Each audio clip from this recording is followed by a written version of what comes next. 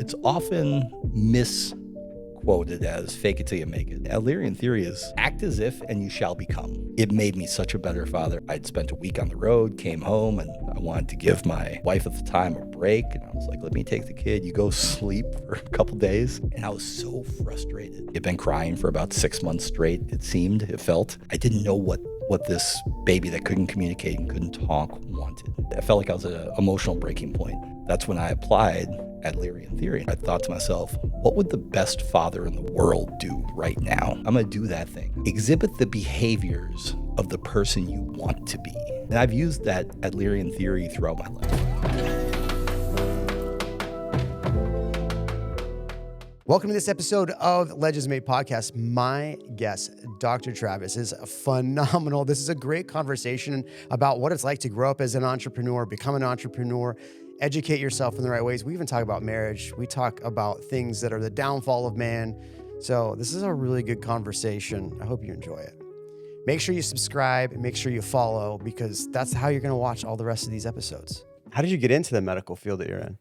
So, and to be clear, I'm a psychologist. I'm not a physician. Okay. But 3.5 years ago, I ran into a physician that had his own clinic in Round Rock. Okay. And I just kind of ran into him by happenstance. And I like talking to strangers. I love talking to people that I think I won't have anything in common with, because those are always the most interesting conversations. Interesting. Okay. So I was having a conversation with him, and he kind of suggested maybe I could buy his clinic. And I think he saw me as a potential investor. Yeah. And it really wasn't worth anything in my opinion. So it didn't make sense. But I lost some weight, a lot of weight. I used to be 400 pounds. Really? Which is a rough look on anyone. I'm 6'5", so it not as rough. I saw some old pics. I was doing my research. Oh, yeah. Okay. Yeah. And I suggested to him that perhaps I start a clinic, and technically it's a MSO, a management services organization. Okay. So my company provides front end and back end services for physicians. Okay. They handle all the prescribing, the medical. They handle anything that's medical. Okay. My company handles the marketing, accounting, Okay. administration, all that good stuff. And we started that endeavor, and it blew up, and just took off. And we went from 0 to 100 in the course of maybe 6 months. Really? And it was a rough 6 months. It was a lonely 6 months, because I was working 90 hours a week. Oh, I imagine. And I was doing everything myself and Dr. Bunker. Dr. Bunker is my chief medical officer, and fantastic physician. But I was working 90 hours a week. He was probably working 30 or 40 hours a week, which at his career stage, that was a lot for him. Because was he working another job at the time, or he was just he's getting now probably towards retirement age. Okay. But we're working a lot, but it blew up. And then I had one of those life-changing moments where my world changed in the course of 2 months after that, which was amazing. I'm so grateful. I'm smiling. I can't stop smiling thinking about it. My car insurance got canceled for non-payment. Best thing that ever happened to me, because I had switched credit cards. Okay. And I didn't update, and as a business leader and probably as a person, like, I'm not great at details. I'm great at vision. I'm great at executing, making stuff happen. Not great at details. Car insurance got cut off, and I forgot a very important birthday. And I said, this can't ever happen again. So whose birthday was it? my mother's. Oof. Okay. It's an important one. Yeah. I love my mother, but it's important. But I was working so much, my head was spinning. Like, I was tired all the time, and I bet. I hired a virtual assistant out of the Philippines, a lady named Pearl, who's still with me today. And your first job is to make sure my car insurance never gets turned off, make sure my mother never calls me crying. And now my mother calls me and says, Travis, thank you for the card and the sweet note. And I say, yeah, cool, no problem. And I send Pearl a note saying, thank God, thank you for doing this. And that started process of me finally letting go. I was one of those entrepreneurs that thought nobody else could do what I do. Mm-hmm. And to an extent, that's true. Like, it's never reasonable to expect your employees to have as much dedication and initiative as you, because they don't have the rewards that you get. Right. They also don't have the risk that you have. And they don't have any of the risk. Yeah. And because at the end of the day, when it's the end of the month and you're worried about making payroll, you're going to pay them before you're going to pay yourself. Yeah. So there's a lot of emotional stress and trauma in that. But I started realizing that I don't need someone as good as me. I just need people that can do 80% of what I can do. Interesting. And let go. And that's the force multiplier. That allowed me to free up my time to do more of the things I'm good at, like big picture strategy, and not necessarily the details. So that hire with Pearl led to hiring a call center in Manila, Philippines. Okay. That led to hiring some telehealth nurses in Cebu, Philippines.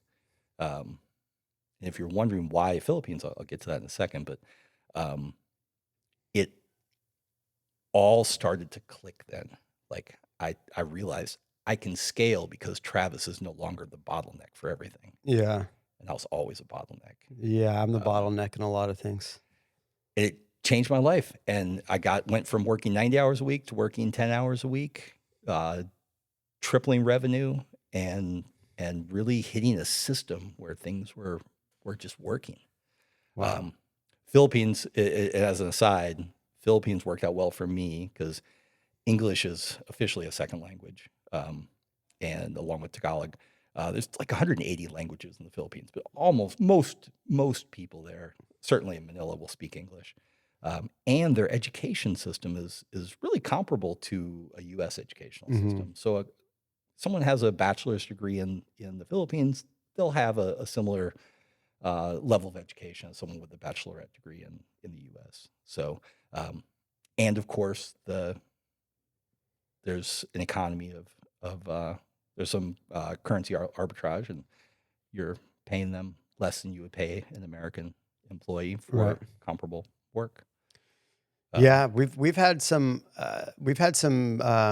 Philippine assistants in the past. It's a little bit different in real estate, but they've been great. I've got one that's in the U.S. now, so we pay her a little bit more. Yep. But than we would somebody in the Philippines. But yeah, same thing.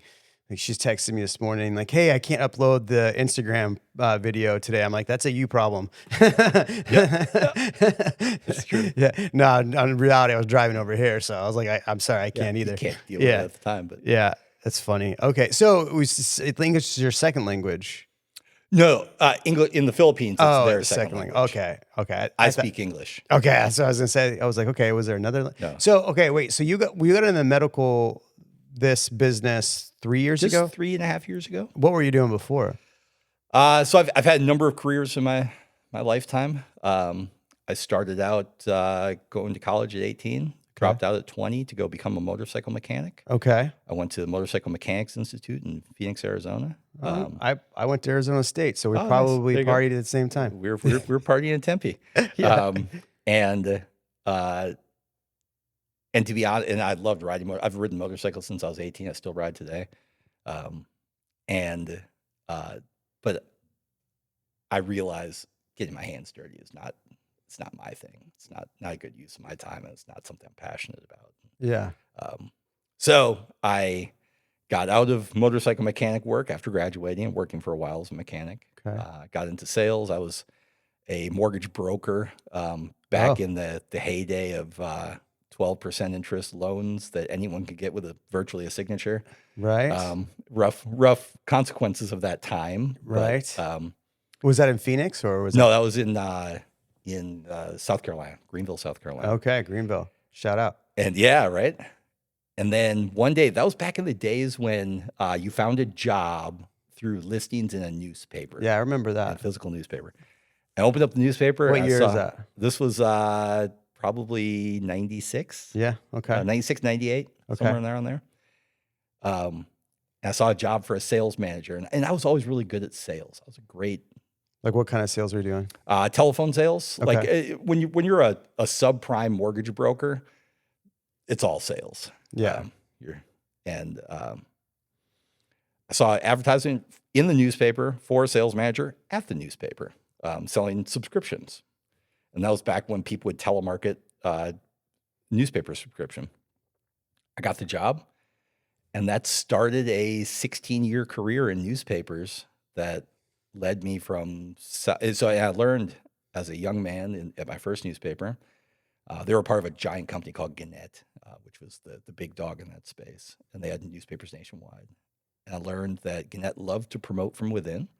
And if you were relocatable, you were highly promotable. Oh, wow. So I went from South Carolina to Connecticut, Colorado, Pennsylvania, California, and eventually Alberta, Canada, then back to New York, and all progressively higher jobs where I kind of culminated at the equivalent of a chief marketing officer. Okay. At a newspaper conglomerate. What's the worst part about working at a newspaper? Expectations. Back in the early 2000s, newspapers were so they were on 55% profit margins. Wow. They were so profitable. It's almost like you couldn't make money faster if you loaded up currency paper onto the press. How do they make money at the newspaper? Just like running ads? So when I first started, it was probably 80% ads, 20% subscriptions or copy sales. Right. When I got out 10 years ago, that was almost flipped. 75% subscriptions, 25% ads. But that's just because ad volume had shrank as circulation shrank. Mm-hmm. We kept raising the prices of purchase of newspapers, but ad volume shrank. And as things moved online, it went from online ads were pennies on the dollar compared to in print ads. Right. So, but the problem is when you run a business that has 55% margins, things start to take a downturn. So it ended up, when I got out, it was probably 15% margins, Wow. which honestly is still pretty good. A great margin for most Better than business. A restaurant. Yeah, right? Yeah. It's a great margin for most businesses, but when you're used to 55%, it feels like the sky is falling. Right. And your investors feel like the sky is falling because almost every newspaper is hedge fund backed. So I got out of newspapers and I semi-retired for a little while, took some time off, and it was not rewarding or fulfilling at all. Being retired? Being retired. What age did you retire? It's 10 years ago. So I'm 50 now, so about 40. 40? Yeah. I tried to half retire in July. It didn't really. It's Didn't not take? Yeah, as you can tell. Yeah. It's rough. It's rough for someone that enjoys building things. Right. It's tough. Where did you get that where you wanted to always build things? I mean, obviously through the newspaper, and I want to get into more of the business, and I really want to get into the Instagram stuff because your Instagram fascinates me. I was afraid you were going to ask that, and it's difficult for me to talk about without getting emotional. My father, who passed 6 months ago or so. Oh wow, sorry to hear that. Yeah, it's wonderful, and he was an amazing man. I'm almost tearing up talking about it. He was old school. We came from a farming family, generations and generations of farmers in the Midwest and Norway originally, and then the Midwest U.S. And my father was very stoic, and I honestly never felt like I impressed him, and it was really important for me to impress my father. So that drove me to do bigger, progressively, for lack of a better term, important things, hoping that I would impress him. And it's interesting. I haven't had this conversation with anyone other than my therapist. Oh no. Yeah. And I was kind of prepared. Like I was like, oh, what if he asked me? But so it's difficult to talk about.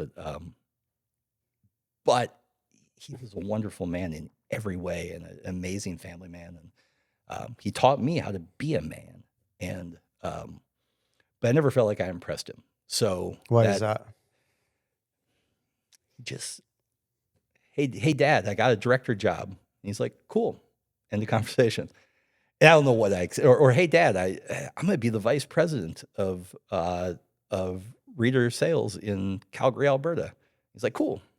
Hey, Dad, I'm moving to New York City to be the corporate director of marketing for this giant enterprise. Cool. Um, I guess I don't know what I expected, and as a young man, I didn't know how to appropriately communicate to him what Yeah. I needed or wanted from him. Um, but I guess I never felt like, and my dad was. It's interesting. Long line of farmers. He was the first guy to get off the farm. He went into the Air Force as a young man before computers were a thing, and he worked on computers as they became a thing. And he ended up running a German company called Siemens. He ran their Yeah. U.S. I've heard of it. operations. Okay. And so, as a young man or as a child, he would travel Monday through Thursday, come home on a Friday night. And I realize this now, being an adult that travels a lot and works a lot. You're tired. You love your kids, but when you're home after a long, grueling week, it's like you don't maybe give them the attention that they probably deserve. Do you ever beat yourself up over that? Because I know I do. I do. I do. Although I'm pretty good at managing it now. I told you I'm a psychologist, and one of my favorite psychologists is a psychiatrist named Alfred Adler from Austria. And he came up in the early 1900s, around the same time, and same friend group as Sigmund Freud and Carl Jung. And Adlerian theory is amazing. It made me such a better father. I don't know if you can remember the days. Your kid, so my son's 15 now. I have one son. He's probably 6 months old. He had been crying for about 6 months straight, it felt. I was frustrated I'd spent a week on the road, came home, and I wanted to give my wife at the time a break. And I was like, let me take the kid. You go sleep for a couple days. And I was so frustrated. And because I didn't know what this baby that couldn't communicate and couldn't talk wanted. And that's when I applied Adlerian theory. And Adlerian theory is if you're not familiar, is act as if and you shall become. It's often misquoted as fake it till you make it, which I hate that phrase. But act as if as you shall become means exhibit the behaviors of the person you want to be. So as a young father, I remember we have these certain memories in our head. We remember them so vividly. I remember this vivid moment where I'm on the couch on the bottom floor of my house in Pennsylvania with my 6-month-old son. And I felt like I was at an emotional breaking point. And I remember I thought to myself, what would the best father in the world do right now? All right, I'm going to do that thing. I'm going to do that thing. I'm going to think about what an amazing father would do, and I'll just do that thing. I'm not claiming to be an amazing father, but an amazing father in that moment would have been patient and kind and recognize that this young human has no way of communicating, not because of malice, but because they don't have the ability to. So I'm going to step back. I'm going to take a deep breath, and I'm just going to relax. And I'm going to understand that this young human who is me is trying to tell me something. It's not his fault he can't communicate. It's not my fault either. So I'm just going to chill out. And that put me back in that moment. And I've used that Adlerian theory throughout my life. Anytime you want, I've hit a moment where I don't know what to do. I think, all right, what would I want? What would the badass version of myself do? I'll just do that. And that's act as if, and you shall become. So I'm sorry, we probably got you off track here. No, is that what led you to buy a really cool Aventador? You're like, what would a badass in my situation do? Yeah, he would drive down to Mark Motors and say, Daniel, sell me an Aventador. Yeah. Are you ready to elevate your soul? Well, 1925 Tequila is the sponsor of this video, and their whole mission is to elevate the soul. If you haven't tried this tequila, it is one of the best tequilas I've actually ever tasted. Go to 1925tequila.com and you can actually order a bottle for yourself. Let's get back to the video. It's fun. I was irresponsible. So when I was 31 years old, I think I was in Calgary, Alberta. biggest job I'd ever had. I was vice president of a newspaper there. Had an amazing boss, amazing group of colleagues, and I'd received an annual bonus bigger than a 6-figure annual bonus, which for 31-year-old Travis back in 2008, that was a big deal. Yeah. And I did the absolute most responsible thing possible. I went out and bought a red Maserati with cash, and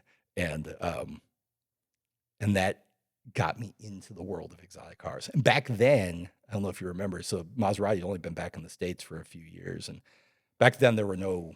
These days you can buy sort of some more entry level models like the Ghibli or Levante, but back at that time, Maserati had a couple models, and they were all pretty awesome. Right. Depending on your ownership experience, maybe not awesome for some on repairs, but that got me into exotic cars. I've been into the exotic car world for about 20 years now, and I hit a business goal about 9 months ago. Okay. And I decided it was time to add to the garage. And so I went down to Mark Motors and I wanted to check out options. And Daniel there said, "Hey, I have this Aventador coming in." And I was like, "Tell me more." Yeah. And what color is it? And he said, "Orange, black and orange interior. It's the launch color." So let's do it. And it's been one of those purchases. It's been the best thing I ever did. Like, I love it. Well, I did tell you the story. So I had gone in looking at cars, and this was there. And he's like, "Oh, that's sold." I looked at it, and I'd never really wanted an Aventador. I'd seen them all the time. Yep. And I saw this car, and I was like, okay, I could do an Aventador. And so that led me to go down to Mark Motors. This whole video, obviously, we ended up with the more tracky version. Yep. But so you've been in the exotic car world for 20 years. I mean, that's kind of how we met, was the Exotic Network. We did. Yeah. Yeah. It's such a cool community. You said something very profound last weekend to me. Oh, no. Oh, no. But you verbalized what I've always felt. The exotic car community, to me, there's always some exceptions, but for the most part, everyone in the exotic car community is super cool, easy to talk to, friendly. I never get a feeling when I'm at those events. I never get a feeling people are assessing the size of your wallet. Right. Like, nobody really cares. Like, everyone's just nice and easy. And I had made a comment to you, something along the lines of, I feel like some people look from the outside in and say, it's a bunch of rich dudes hanging out with each other and kind of gatekeeping. And you had astutely mentioned that we really understand each other. Like, Yeah. everyone in that world, or maybe not everyone, but most of the people in that world are self-made. They are entrepreneurs. They understand when you look around that parking lot and see all those cars, we know what it takes to get those cars. And we know it's not pretty. Like, we know it's lonely and painful, and you lose relationships. You damage yourself in the process. We know what it takes, so we understand each other. And it's important to commune with people that you can relate with and people that understand you. Oh, man. If I was a psychologist, I would say buying a car masks all the pain that you faced. The haters would say we're compensating, for sure. Yeah. and maybe we are. Yeah. But it's been such a cool community. And yeah, that is how we met. Yeah. Well, I think I appreciate you picking up on that. I think why I started this podcast is, like, I noticed that, okay, I've gone through all of these things, and when I bought a Porsche 911 4S, and that was like, oh, this is the level of my success. Let me get something to match that. But I was always when I did well, I didn't go out and go shopping. I literally put that money into investments. Like, we've heavily invested. And so when I bought this car, I've invested so much in all of this other stuff. I finally want something for me. Now, a 911 4S is definitely a car that says that, but incredible. That car says, this is for me. My wife only got in it the day we test drove it at Mark Motors before I bought it. She hasn't been in since.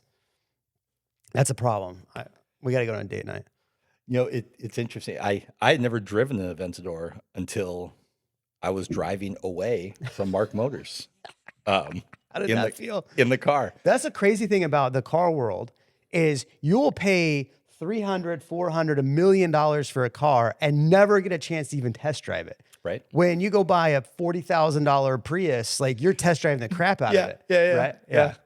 It's interesting. I heard a dealer once say, they kind of justify. I mean, you could probably test drive if you pushed them. Mm-hmm. So we normally don't because we're not afraid of you not liking the car. Right. We know you're going to like the way it drives. Like, Yeah. That's not the issue. Yeah. I test drove this, thankfully. Yeah. They were nice enough to let me test drive that, but So I'm curious, why this and not a Ferrari? I always look at the two brands as kind of competitors, obviously. But what made you choose this? great question. So I was looking at it from I wanted something that was flashy, I guess. Yep. Okay. Wild. Obviously, I mean, your doors do this. My doors do this. I mean, I'm not in the 3 Comic Club anymore. My doors do this. They don't do this. Yeah. I really, really like Ferrari, and it took me a while. I was going back between. In fact, I still wanted a Porsche. I wanted to be able to track a little bit. Yep. And I mean like track, like not like track like some of my friends do. I want to be able to go on the track, enjoy a track day, hang out with some friends. I knew the Aventador probably was not going to be that car. The parade laps I could do, but I'm not pushing that car on the track. And I drove an F8, and then I drove this side by side, and I just felt like this wasn't a fighter jet. Makes sense. And I wanted to be in the fighter jet. Yeah. So that was, and I mean, your car too, you just feel like I explain it this way. When you get in a Ferrari, you feel like somebody's playing a symphony. Yep. Right? Classical music. When you get in a Lamborghini, it feels like it's death metal and you're about just to wreck the world, I couldn't agree more. It's fascinating to me. It's fascinating just because the ownership experiences or at least the reactions from other people and the feel of when you're driving is so vastly different between the two brands. What does that say about Porsche drivers then? Because I own one of those. I think Porsche drivers just lack imagination. I'll just give you that.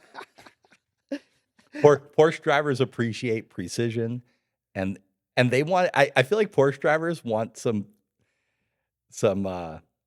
I think sense of security. There's a sense of security. Security is the best word. That's what I was looking for. Because I got to tell you, I've never owned a Porsche, but I can imagine you can walk out to a Porsche and know that it's going to turn on. 100%. I don't think we can do that with there's times I don't even know if this thing is going to unlock. It's like I'll go out to the Aventador, and sometimes I press the start button and it starts up. Sometimes I press the start button and the radio turns on. And I have to press the start button again, and then nothing happens. I press the start button the third time. Okay, now it starts up. Yeah. I'm guessing with Porsche, you don't have to worry about stuff like that. No, they still got the turn thing. They don't do the button. Yeah. Okay. Yeah. Well, at least in mine, it didn't have the button. Well, okay. So let me ask you some real serious questions then. Sure. Your Instagram baffles me. Baffles? Interesting. Yeah. Because, and I mean this in the best possible way. I'm over here posting content all day, educational, informational content. You're in a head get up in Dubai and like 100,000 likes. I'm like, what in the world am I doing wrong? It's interesting. Instagram's new to me. I started about 2 years ago. Okay. I was traveling. So when I had that unlocking moment with my business and I figured out how to use how to let go of myself and let other people do their jobs. I started traveling a lot, 2-3 weeks a month. Wow. That all for leisure. And I started, and I've been traveling since I was 20, but not heavy and extensive. So it started heavy and extensive probably about 2 years ago. And a friend of mine said, Travis, you go to all these awesome places. Do you ever think about documenting that? And I was like, no, I don't. I'm enjoying traveling. And he said, you should start taking pictures of all the places you go and post them. And I said, sure. I don't know if you do this. Anytime someone gives me advice, I usually say, yeah, I'll think about that. Yeah. And then I'm never Never gonna do think it. about Yeah. Yeah. But I thought about it, and I started posting a couple pictures, and then it actually changed my travel game, because then I had a purpose when I traveled. Mm. Because I was the kind of guy that would go to a place and not do the touristy things. Yeah. But Right. that meant I missed out on the touristy things. And there's Yeah. actually a reason they're touristy things. It's because some of them are cool. Right. You might go to Peru and never go to Machu Picchu because all the tourists go to Machu Picchu, but Machu Picchu is pretty awesome. Right. So do you want to miss that? So I started this process where I go on Instagram, I find a cool place, and then I book a ticket. And I'd be like, I'm gonna go see this with my own eyes. And then while I was on the airplane on the way there, I'm on Instagram looking at the next place, and I was like, oh, I need to go there. And I book a ticket and just start traveling the world. And what I've found by myself, exclusively, and what I found is I've developed this amazing social circle. I have friends in all these different countries that I talk to regularly still. Some that I have a great friend named Han. He's in Indonesia right now. He's Malaysian. I met him in Colombia. Now he's in Indonesia. We talk all the time. He's a great guy. And you end up making this cool social circle of people that also want to go out and experience life. So my Instagram is a reflection of some of my life experiences from the past couple of years, and I enjoy experiencing life, and it's become an important part of what I like to do. And now you stuff models into your trunk. For anybody, you get a lot of people. I don't stuff anyone Yeah, okay. in the trunk. True. For all of you wondering why I make that comment, on his Instagram recently, he gets asked a lot because, I mean, it's a beautiful car to come shoot content, and all these videographers want to use his car in the background, and the videographer literally stuffed a woman into the. It's interesting. I don't know if you run into this too, and maybe it's because I say yes to almost everything. You do. You're here. Yeah, I do, right? And I had a photographer say, hey, look, I have this concept. We want to do a short movie about a woman that's running away from someone, and a rich lady hits her with her Lamborghini and then hides the body in the trunk. And I said, sounds super weird. I'm in. Yeah. I'm in to loan you the car. And so that's how I find myself on a Monday night at a parking garage rooftop with a model stuffed in the trunk. Models, woman, not a woman, just a model, Actress. An actress. Yes. Actress. Sorry for any confusion, YouTube. Yes. Or Spotify. This is gonna get edited, and I'm gonna get canceled now. No, you're not getting canceled. You have a Lamborghini. I mean, you can't. It's kind of hard. So Which, by the way, one of my favorite things about the Lamborghini is sharing it with other people. Oh, I know. You're phenomenal at that. I love it. It was funny. I was walking out of a gas station the other night, and the gas station employee stopped me and said, "You're a good man." And I said, "Thanks, but why?" He said, "I saw what you did." I guess he had seen before I went into the gas station, a kid came up to my car and said, "Do you mind if I take a picture of your car?" Which, incidentally, is an incredibly kind thing to do because it's in public. You can take a picture of it. Right. But when they ask you, it's like, wow, that's really respectful. And I asked him if he wanted to sit in it. And he's like, "Can I?" I said, "Yeah, go for it." And then I said, "Do you want to give me your phone? I'll take you a picture of you in the car." It's like, that's the best picture. And so I did that. And it's one of my favorite things. I love sharing it with other people. I mean, heck, if I was a 12 or 15-year-old and some guy let me sit in it or even start his Lamborghini, I would love that. And so I love sharing it with people. I hope it inspires them to go and do whatever they need to do to reach their goals, whatever their goals are. Cars aren't for everyone. They're for me. I love them. Yeah. So, and you've owned Ferraris and other stuff in the past. Yeah. What did you think your first one you said was a 430? 360. 360. Yeah. Yeah. Which amazing car. I love it. I currently have a 430 Spider, which is so much better than this car. I got to tell you, the Aventador is good at almost nothing. Like Is it reliable? No. Does it have great gas mileage? No. Storage? No. Cup holders? No. 0 cup holders in an event store. I paid more not to have the cup holders, unfortunately. I would pay to have a cup holder. It's not great. Visibility? No. It's horrible visibility, especially at my height. Right? Yeah. It's tricky. Did you have to put a notch in the ceilings for your head? Because you are 6'5"? I did not, but if I had hair, I would not fit. It's that's tight. funny. It's tight. Once I'm in it, I'm comfortable. Getting in and out is not a graceful process. I would imagine. Not a process you want people videoing. Yeah, especially being 6'5". Being 6'5", it's tough. But once I'm inside, it's comfortable. I love it. But yeah, I love sharing the car. And that's why I say yes to almost everyone that asks, like, hey, can we borrow your car for this photo shoot or this rap video or whatever it is? Yeah. That's awesome. Well, I mean, it's a good thing too, because you said you lost quite a bit of weight. So if you were even bigger, can you imagine? It would not. Yeah, it just wouldn't work. So how did you actually go through? Like, what was the mindset of like, okay, I need to actually make this adjustment in my life? Because obviously you said you did the GLP-1s, and we can get into that. But like, what was the mindset and the shift where you're like, I have to change my life? So I've had a lifetime of weight fluctuations. Yeah. I've never been like bodybuilder lean.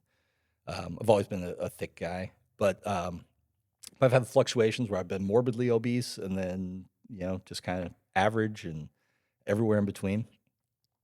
A lot of people don't realize when your weight can hold you back from things that normal weight people don't understand. Yeah. Your buddy asks you to go skydiving. Can't do it. You're not going skydiving. What is it? So it's 235 is the 265 for tandem. Right? 245 if you want to go solo, Mm-hmm. or get your license. You're out in Galveston or wherever you're at, and your friends say, "Let's go horseback riding." You're not going horseback riding for 300 pounds, most likely, right? Unless you have a Clydesdale, like it, which is the thing. And as an obese person, there's an immense stress with that. Like there's an immense insecurity and stress because there's things you cannot do because they won't let you because of your weight. And if you can fit. I always had the double issue of being tall too. Mm-hmm. I was somewhere, I think it was Disney World in Florida, and they said, "Sir, I don't think you can go on the ride."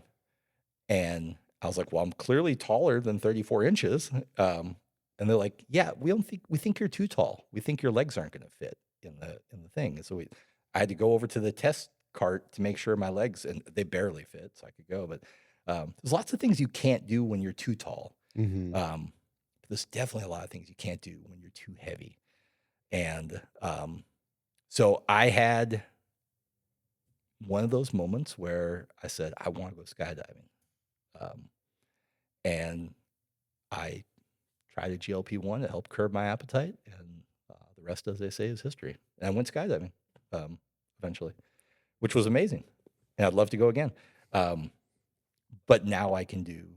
And one of my passions is scuba diving. Really? Yeah, I love scuba. I scuba dive all over the world. Love it. No, you're saying no. Not for you? Nah, dog, I'm out. Have you ever tried? We just went to Grand Cayman and we went snorkeling. Yeah. But like there was a big ship down there, like a shipwreck in Grand Cayman. Have you been? I've not been there, no. Okay, so there's so we get there and the guy's like, "Hey, by the way," and he's got his like 19-year-old daughter like showing us where to go, right? And so we're following her, my wife, my son, and I, and he's like, there's a shipwreck right there. And so I'm like going around, I'm like, what? I mean, you could see the reefs and everything, and then boom, there's a ship. I was like, holy crap. And like, it was funny because like I went, oh, and I look over at my son and he's like, ah. And then I look at my wife and she's like, ah. All three of us, like, it's just like like this big thing, awesome. Like, because you're looking at, nature, and then boom. Yep. And they had, it was a ship that NASA had used to collect the downed, okay. Yep. Like, so when the rockets come back, the ship would go out and pick people up. And so anyway, but thinking about, but when I'm there, I could see people with scuba gear going into the shipwreck. And I was like, nope. nope, can't do it. I'm out. I love wreck diving. It freaks me out. One of my favorite places to wreck dive is a place called Chuk Lagoon, which is north of Micronesia by Guam. And it was a World War II battle site between the Japanese and the U.S. And probably 100 shipwrecks down there. Tanks, motorcycles, carrier, cargo ships, all this. Like I love wreck diving. But that was also kind of the Instagram thing, right? Like I'd see a cool thing on Instagram and be like, this is the world's greatest place for thresher shark diving. It's like, book a ticket. I'm going. I need to see the thresher sharks. You had me out. You had me out when you said shark diving. Wow, can't. I mean, that's kind of cool. Did you always have like that travel like mentality, or is that something like once you've like got like a little bit of wealth, you were like, okay, I gotta go now. I gotta go travel. I gotta enjoy life. I did what I think most young men should do. I spent my 20s and 30s locked in on my career. Really? Locked in. Maybe take How so? Maybe take a year. It's a year. Maybe take a week or two a year to vacation. Lock in. Those are your work like nobody else is willing to work. So that way you can live like no one else can live. How'd you do that? I stayed 100% focused on my career. Well, like, so give me an example. I constantly every day in my career, I did when I was in the media business, those 16 years, were focused on being the absolute best at what I could be in my field and chasing that next promotion, build, whatever it took to get to that next promotion. And because of that, I developed a reputation in the industry of being fantastic at consumer marketing. And I spent all my time reading, studying, working. I worked a lot of hours.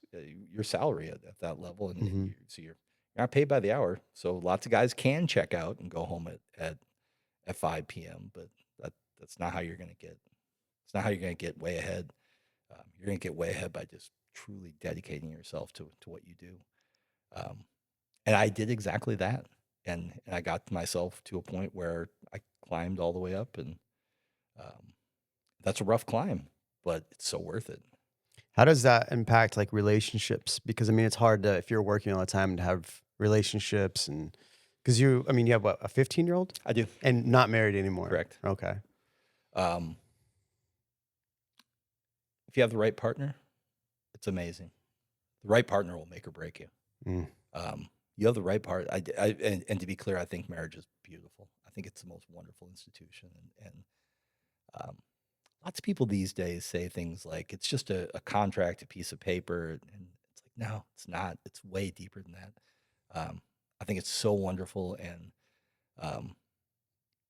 it's important that there's a level of complexity to get out of it. Because without that level of complexity to get out of it, way too many people would quit at a wrong time. And having the right partner will completely night and day difference for a guy. How do you know? I guess I can't prove it empirically. However, I mean, we could go to the stats, right? If you were to look at the stats, and there's an argument before your comment section fills up. There is an argument for causation versus correlation. So we can't necessarily say it's caused by marriage. Married men live longer, are healthier, make more money, are more successful, are happier, lower suicide rates. There's all this empirical data that shows that married men live a much better life than single men. What about married women? Because that's what the comments are going to be now. Well, what about women? I haven't looked at the data. Okay. I haven't. We'll say that, right? I suspect and I intuit that the data shows something very similar for women. Yeah. And that's correlation. So it could be maybe the men that are driven, ambitious, kind, loving, maybe they just happen to get married more often. So they're, maybe maybe all those healthier, maybe it's just healthier men get married. And so maybe they're not healthier because they were married. Yeah. So that's the correlation versus causation issue. But yeah, I think I know having the right, I know in my heart, having the right partner makes all the difference in the world. You have a support system. You have a built-in support system that's not going to quit on you. Shouldn't quit on you before the comment section fills up with this crazy woman quit on me. She quit on you? No. Oh, okay. People got it. will say that. It's interesting. I hear from guys from time to time that there's a population of men that are down on marriage. They think all women are gold diggers. They think that a man's value is only there when he's on top. And I understand where those comments come from and where those thoughts come from, but I think that's because their life experience hasn't been with the right woman. How do you know she's the right woman? You look at the evidence. You look at how you feel. When you come home, They could be tricking you. You could be feeling real good and they're tricking you. they could trick you. Yeah. But you can't go through life thinking people are tricking you. You should be cautious. Yeah. But you can't go through life so guarded because the beauty of interpersonal relationships, whether it's a marriage or a friendship or anything like that, you have to kind of open your heart up and just trust the process. It's like that with people like you and I, right? Like we meet, we go to all these car events, right? And some people that are attracted to the car events are guys that want something from us. Mm-hmm. And I'm sure you run into this all the time. People want something from you. And it's like, do you go into every interaction guarded, thinking this person wants something for me? Or do you go into the interaction thinking that, hey, this person is genuinely interested in who you are as a person? And so I kind of go by default in presuming the best. And I presume that everyone I encounter is genuine and interesting and a good person. And until I see some evidence to the contrary. And I feel like that's a much healthier way to live my life. It might not work for everyone, but for my life, I like to assume everyone's a great person. And I treat them as if they're a great person. And I treat them as if I have nothing to guard against. Well, I will say yes. You're I wouldn't say an intimidating guy, but you're a tall guy. So obviously, there's two ways that most people look at you. They're like, "Oh, look, this tall guy. I want to go talk to him," or "Oh my gosh, this tall guy. I can't talk to him." But every interaction I've ever had with you has been phenomenal. I feel like we have a lot in common as far as like entrepreneurs, as far as like doing things, being hustlers for the most part. I always ask this question about marriage or I always think about this question about marriage. I mean, I've been married 19 years in 2 months. And I would definitely say, when I was in college, or when I got out of college, I had met my wife right after we got out of college. And that was probably like when I was in my prime where I could have just gone off and had fun with a lot of women. But I met my wife and I was like, I mean, granted, maybe my frontal cortex was forming and I was like, I see a life here. This is where I want to go. And I made the decision very early when I met my wife. Like it was like 2 months in. I'm like, okay, I'm going to marry this girl. Like, okay, how do I do that? Like, what's the process? That's awesome. I won't say it's because she bought me a lap dance in Vegas, but you gotta say it hurt. It didn't hurt. It did not hurt for sure. But what I noticed with a lot of entrepreneurs, a lot of people, especially I'm in real estate, right? And so what I noticed, and you were in real estate, the mortgage side of it. Yep. I noticed a lot of people in business, a lot of entrepreneurs, their marriages don't work. They end up falling apart. What do you think that is? Is it the stress, like not communication, the entrepreneur side of it? It's probably a combination of a bunch of things. I've noticed a lot of entrepreneurs are in this mindset of they're doing it by themselves. Mm-hmm. And when you start to partition off your partner, Mm-hmm. they feel excluded. They feel helpless.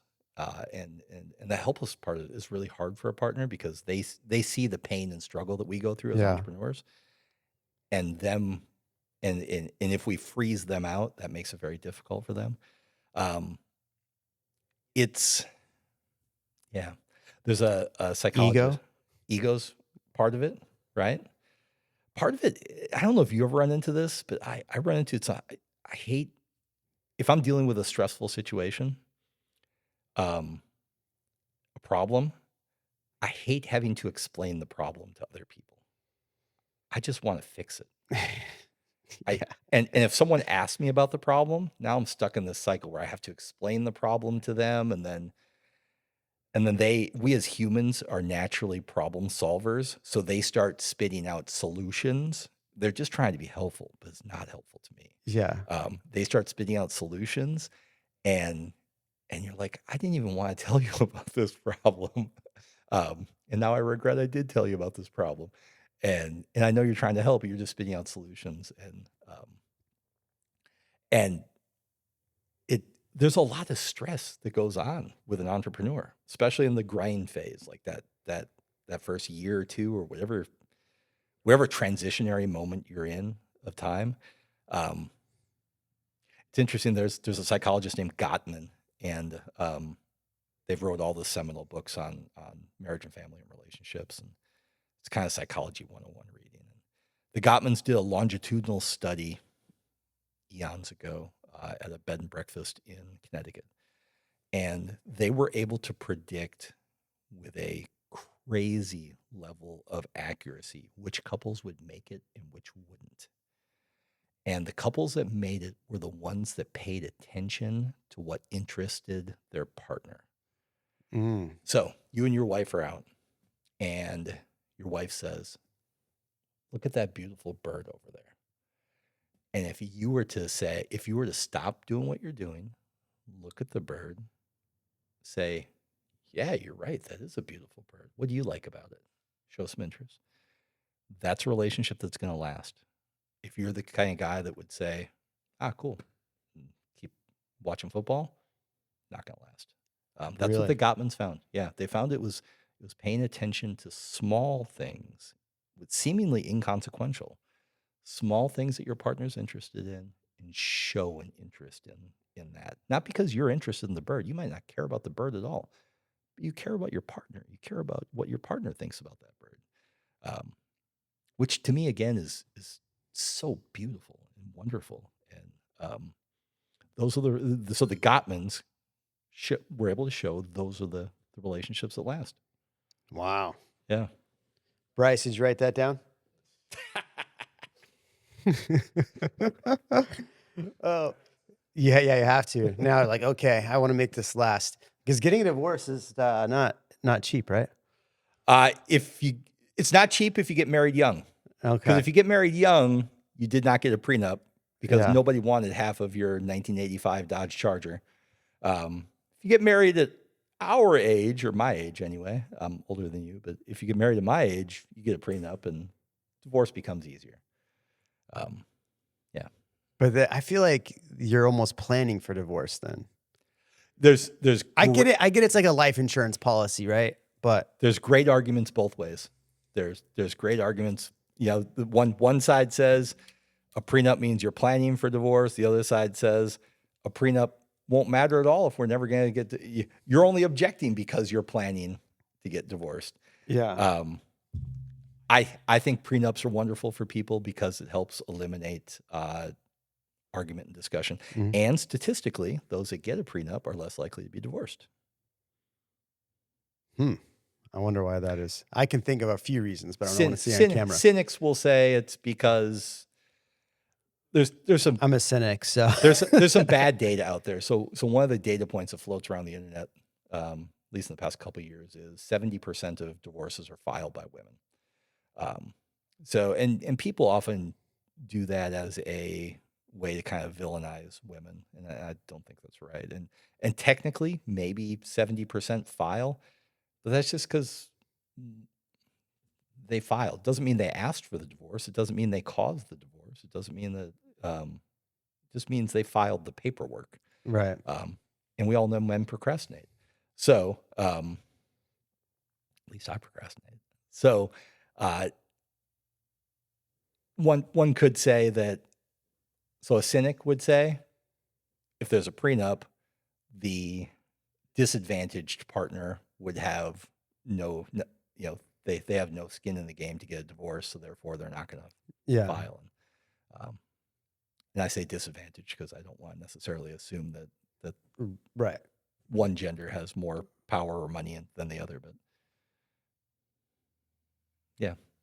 But we, on average, the data would show that, Yeah. especially in the entrepreneur world. Well, I mean, most men go out and create things. Yep. Most women, women are the ones that have kids. I mean, I know that's new science now that women are the only gender that can have kids, but I hear Bryce laugh in the back. yeah. But I mean, I would imagine, I've never physically had a child, but I would imagine after physically having a child and nursing a child, it would be really hard for me to go back to work. So I could see where, there is a gender pay gap, obviously, and things like that, and why men tend to probably make a little bit more money, and women who focus on a career probably make more than men do, ones that focus on career or family. When you think about it from an evolutionary perspective, you're right. So humans have been around for 300-ish thousand years. Women working as a significant part of the workforce, at least a job, like that's a very, very recent. Yeah. So we're Really talking like, not until like the 80s or 90s, we're right? talking like one generation. I mean, starting in the 50s, we're Yeah. talking like one generation. So out of 300,000 years, one generation of women have worked, like a significant population of them have worked outside the home. So that's a really recent thing. It's hard.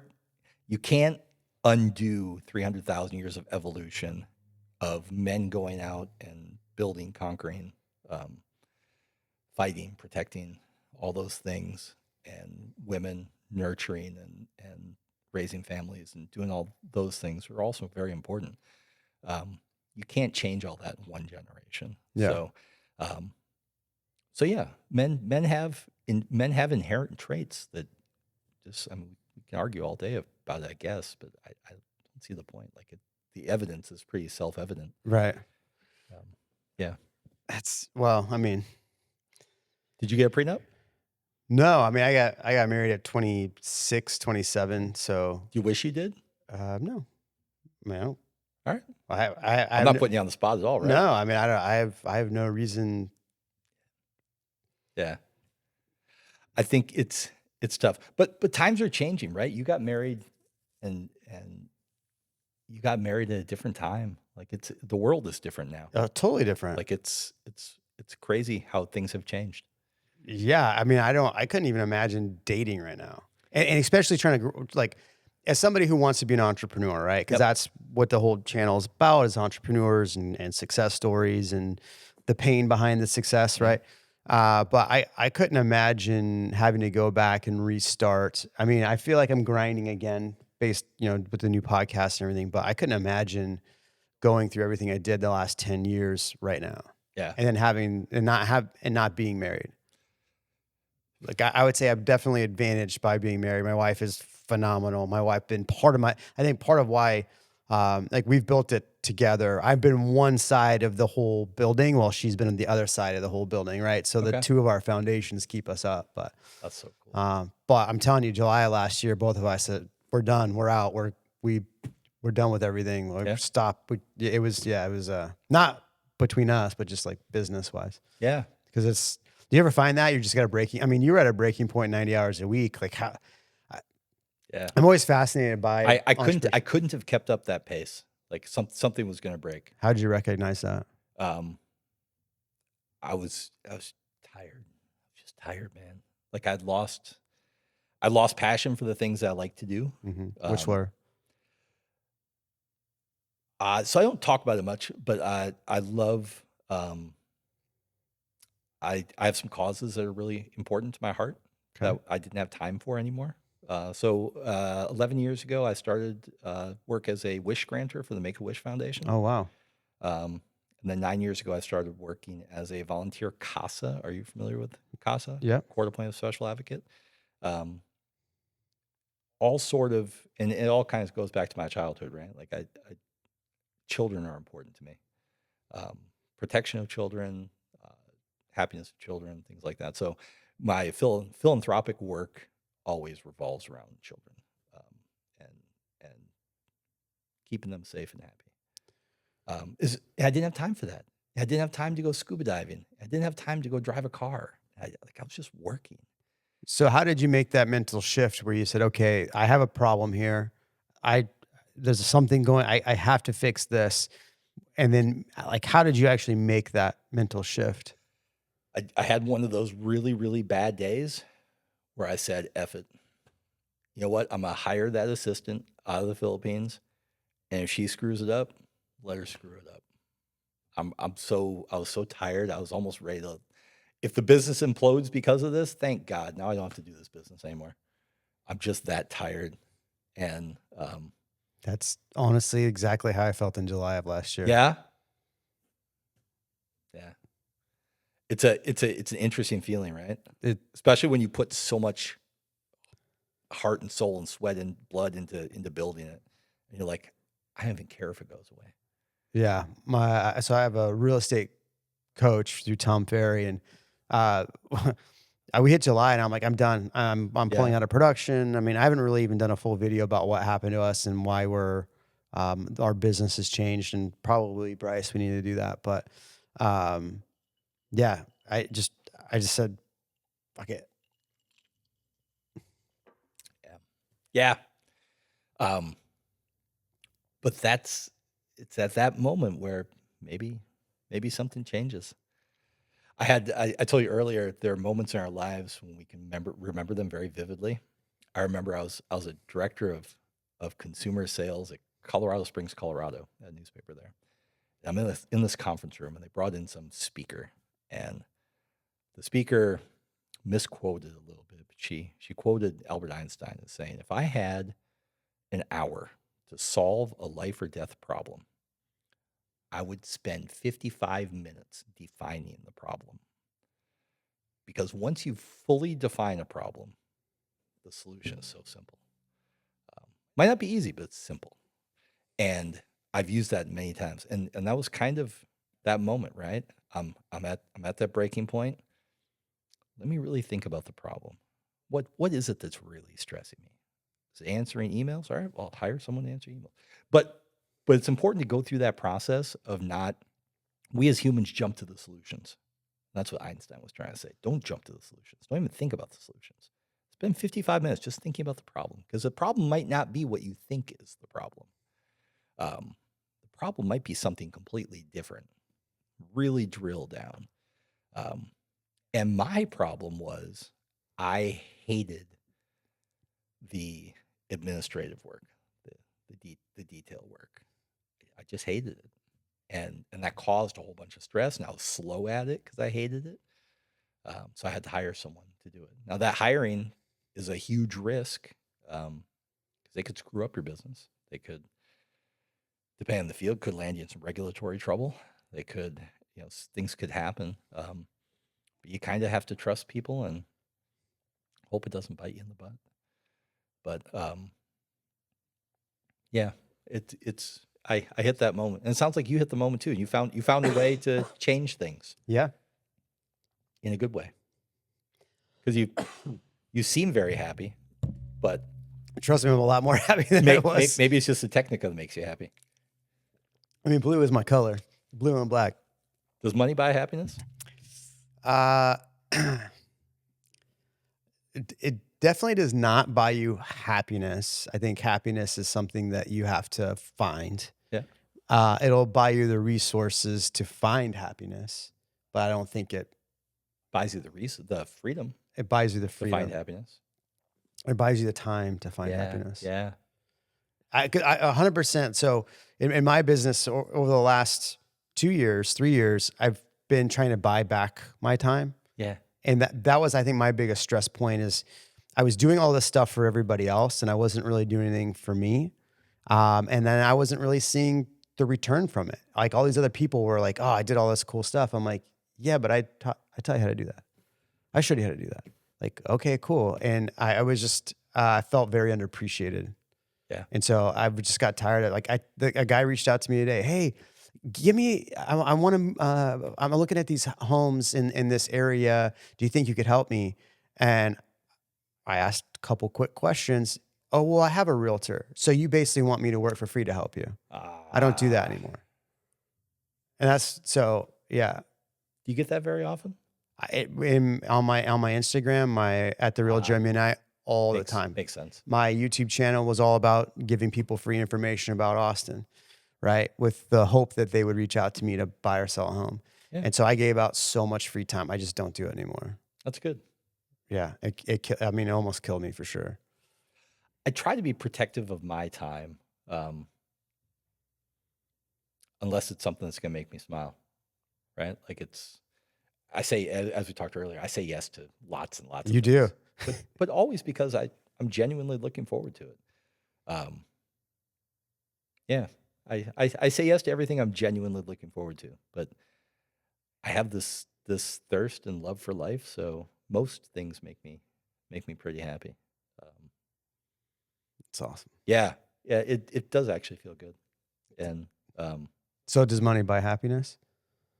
If you shop at Mark Motors.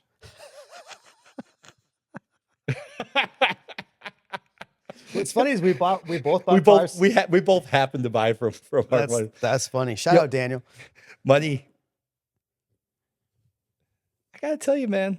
Like the haters are gonna say money doesn't buy happiness. Money can buy smiles. It'll buy smiles. It depends on how you define happiness, but money can buy smiles. Like you could do cool things. One of the things that makes me happy is making other people smile. I can do that with money. True. Money can buy me time to go out with the Make-A-Wish folks and grant some wishes and make some kiddos smile. They're having a rough go at life, many of them. Money can allow me to go fly up to Minnesota and see my mom when I want to see my mom. Money can allow me to. I'm doing a car rally. Yeah, you invited me to it. I know. It's too bad you couldn't come. Next time though, my brother's going to be on that rally. I get to spend a week with my brother. Like money bought that, and I love my brother, and he's an awesome dude. And, truly my best friend on the planet, and I get to spend a week with him, and I get to spend a week with a whole bunch of other really amazing people. Money bought that. So no, you don't need money to be happy, but certainly money can be a force multiplier. It can multiply that happiness for sure and make it a lot easier. Yeah, the stresses about money are no longer the stresses of life. Yeah. Right. So, because a lot of people, they're stressed about money, right? And then when you're not stressed about money, you can stress about other things. Yeah. Yeah. I think people misinterpret money buying happiness as money makes you have no problems. And yeah. You still have problems. Tons of problems. Different problems. Yeah. Right. What is that 99 problem? Wait. Yeah. 99 problems, but a woman isn't one. Yeah, that's right. That's right. Yeah. I was listening to that on the way over here. That is the perfect song to be listening to in an orange, loud Aventador. You know what's funny about, you were talking about letting the kid in your car. It was funny. We were at that event on Saturday, the investment watches event. And I'm standing there and I see this redheaded kid with a UT shirt on. His dad was wearing a UT shirt. I think they were actually headed to the basketball game. And this is a full circle moment, right? So they stand in between. Our two cars were just like this, actually. Yep. So the kid takes a picture. I think you and I were standing there, and I'm just smiling at this kid, and the kid points at my car, and he's all excited, and they leave. 2 hours later, I get a text. Hey, my buddy was taking a picture of his son in front of your car and noticed you in the picture. It's his son, him taking the picture of his son. And then you and I standing there looking at them take the picture. Oh, that's awesome. I was like, I'll have to show it to you. I was That's like, awesome. no way. He's like, his son loved your car. He drives the white F8. And so we were supposed to actually like have him come out this cool. week, but we'll have to make it next week. I got stuff going on, but so let me ask you this. What advice, if you could go back to, I got two questions. I want to ask, how did you get into psychology? So I got 2 undergrad degrees, one in business and one in psychology. Okay. I have an MBA in marketing. Okay. And then in that newspaper career, I developed a name for myself doing consumer behavior modeling. Okay. Which it really isn't a new thing. It was new in the newspaper business, but basically it's trying to, the dirty word for it is price discrimination. Certain populations of customers are going to pay X amount, but they won't pay more. Right. Other populations of customers will pay this, but they won't pay that. Mm-hmm. So price discrimination is a problem. Airlines use it. Lots of industries use it. You figure out what's the most a customer will pay, and you charge them that. There's a lot of psychology behind that. And I also developed sales processes that went off psychographic data. So we would kind of profile what our ideal customer would be, and we would custom craft a message to that population. We would pile our marketing dollars into, basically put your marketing dollars into your most profitable segment of customers. That part of psychology always fascinated me. Oh, okay. So now it makes sense how you were so astute in sales. Yeah. Okay. Yeah. So it all kind of worked out, and then I eventually went on to complete a PhD in psychology, and I wrote my dissertation, interestingly, on the overt displays of wealth by business leaders and the impact it has on employee motivation. Oh, really? Which is probably it's interesting. It'll be intuitive once I tell you the short answer is non-performance based employees resent business leaders that have overt displays of wealth. Okay. Because they have no way of achieving that. Mm-hmm. Performance compensated employees, commission based employees, see it as a motivating factor. Really? Because they can get there with the appropriate amount of work and success, and they have a path to get there. If you're non-performance based pay, you don't have a path to get there. Right. You're always going to make $12 an hour. Yeah. That's not going to Interesting. Not going to pay for the tires on your Technica. No, definitely not. Yeah. Yeah, I don't even want to drive it. Well, I mean, I do want to drive it, but I don't want to go through a set of tires. Yeah. All right. So, what's your advice if you had to go back and look at Dr. Travis before going into business? Like, what would your advice to yourself be as far as becoming an entrepreneur? Things you would change, things you would advise young Travis to do. Don't wait for the perfect moment, because you're just going to put it off. And don't think it has to be something you're passionate about. It has to be something profitable. Let that job be your 9 to 5, and you can be passionate about your 5 to 9, but don't think you have to be something that it's passionate about. Famously, the waste management guys are the big dogs in waste management. They're $1 billion company. I don't think any of them were passionate about picking up other people's garbage.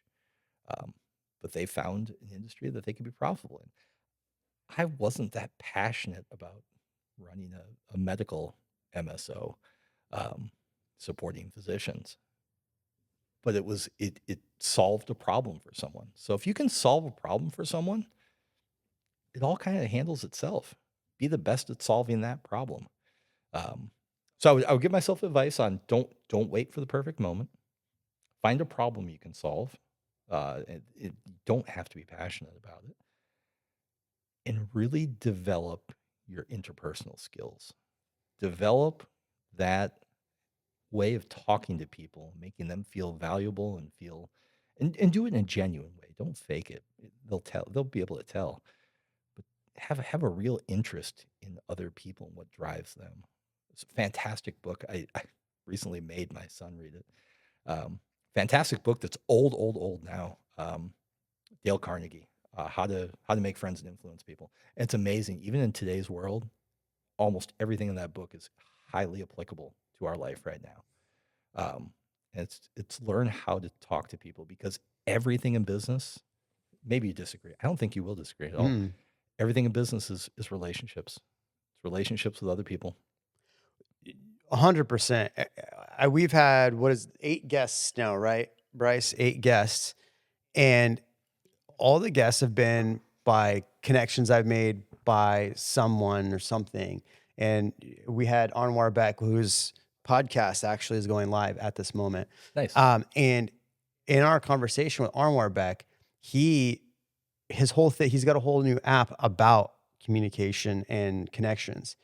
But all of this is from connections, and maybe I'm not the best at connecting, but I realized that the more you ask people questions, the more they'll want you around. Right? Yeah, 100%. And ask them questions that you're genuinely interested in, and they're going to be happy to talk to you. Heck yeah. Yeah. And they'll want to sit in your Lambo. And they'll want to sit in your Lambo. Yeah. And ask you if they can stuff a model in the trunk. or worse. So that I'm not as worried about. It's the people that say, "Can we use your Lambo for a photo shoot?" And then you go use the restroom, and you come back out, and there's a model laying on the roof. And I was like, you're not big, but I don't know if it's built to support 120 pounds, and your belt buckle is scratching it, and it's kind of it's a tricky process. Yeah. Well, maybe say no a little bit. I'm learning to. Yeah.